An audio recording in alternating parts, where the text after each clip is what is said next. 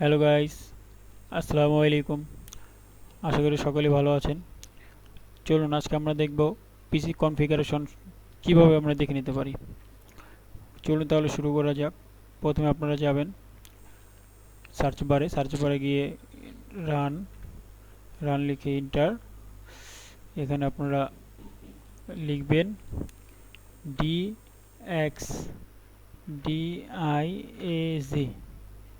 ওকে,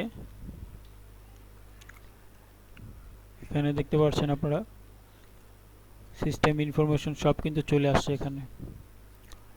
current date time, computer name. এইখানে কম্পিউটার নেমটা আপনাদেরকে আমি ভিডিও লাস্টে দেখাবো কিভাবে আমরা কম্পিউটার নেম চেঞ্জ করতে পারি।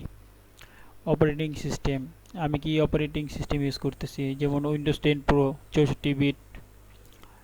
তারপর সিস্টেম, এখানে দেখতে পাচ্ছেন সিস্টেম ম্যানুফ্যাকচারার গিগাবাইট টেকনোলজি, আমি গিগাবাইট টেকনোলজিটা ইউজ করতেছি।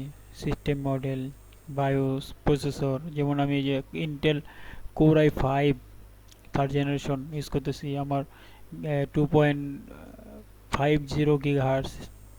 তারপর মেমোরি 3986 MB। তার মানে আমি 4 GB র্যাম ইউজ করতেছি।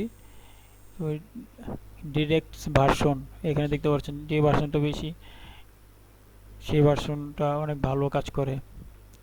তারপর এখানে দেখতে পাচ্ছেন ডিসপ্লেতে আপনি এখানে কী কী ইউজ করতেছেন আপনার সব ইনফরমেশনগুলো এখানে দেখতে পারবেন, সব কিছু এখানে দেখাচ্ছে। তারপর সাউন্ড কি স্পিকার আপনাদের অন আছে কি না, কী কী স্পিকার অন আছে।